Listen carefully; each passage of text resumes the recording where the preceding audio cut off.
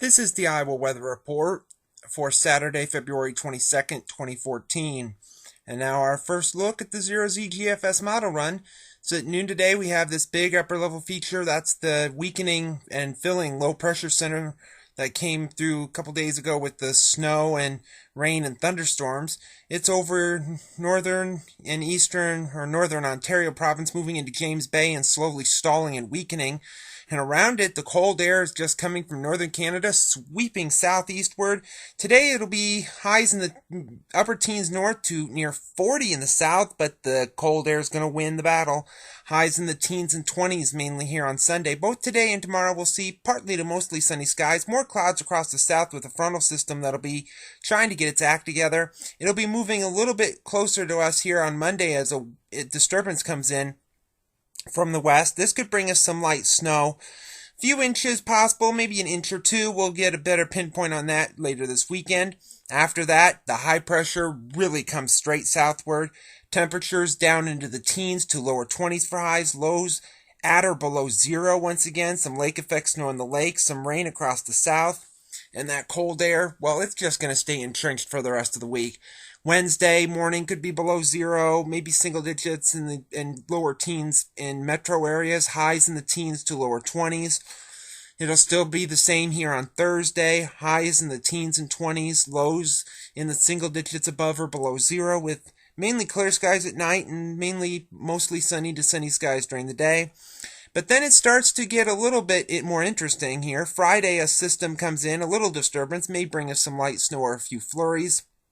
Readings still, maybe at this point, maybe a few degrees warmer, around 20, give or take a couple of degrees here and there.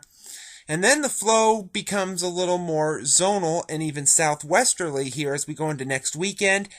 That's usually not a good sign. That means another storm is coming, and with cold air still in place, it's still going to mean a big storm is coming, and warm air is going to try to come in, so we could see some precipitation by late next Saturday across our northern counties in the form of some rain or maybe some sleet or snow, and then a big storm next weekend. Going into the extended period here on March the 5th, well, it looks to be kind of a wavy pattern, not a real amplified pattern that we're going to be seeing all of next week, though, but it's still going to remain slightly below average. Highs maybe around 30, give or take a few degrees. A bit of a system to our east and to our west, and a little bit of precipitation to our south. And then as we go into the end of the forecast here on the 9th of March, we have a bit of a ridge trying to pump itself back up over the west again, and we don't want to see any of those anymore because that would mean the cold air up in Canada is going to dump right back into the country again. You can see a system coming through that could produce maybe some rain and or snow, a little bit of snow across northern New England. New system moving into western Canada in the north and west could bring a lot of precipitation over there. Satellite image from last evening, you can see the occluding low pressure center or just north of the Great Lakes with the frontal system about to clear down East Maine, and a quick flow across the south with a few high and mid-level clouds there as well. The watch warning map from last evening, we had some winter weather advisories across northern Maine, some wind advisories in western New York State, some winter storm watches just to our west, and some wind chill advisories, unfortunately, to our north and northwest.